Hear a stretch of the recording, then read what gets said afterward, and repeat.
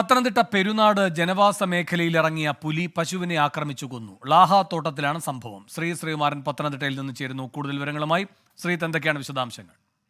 പുലിയാണോ കടുവയാണോ എന്ന് സ്ഥിരീകരിക്കാൻ ഇതുവരെ വേണു കഴിഞ്ഞിട്ടില്ല. കാരണം വനംവകുപ്പ് പറയുന്നത് കടിച്ചു കൊന്നു. അതിനുശേഷം വനംവകുപ്പ് അധികൃതർ ആ സ്ഥലത്തെത്തി. 10 മണിയോടുകൂടിയായിരുന്നു സംഭവം. അവർ അതൊരു ചാക്കൊക്കെ വെച്ച് മൂടി അവർ പോകുന്ന ഒരു സാഹചര്യമായിരുന്നു ഉണ്ടായിരുന്നത്.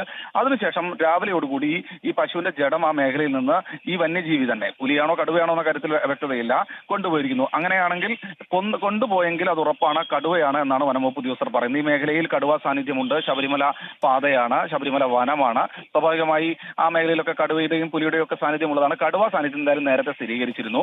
സ്വാഭാവികമായി അതുമായി ബന്ധപ്പെട്ടുള്ള അന്വേഷണമാണ് നടക്കുന്നത്.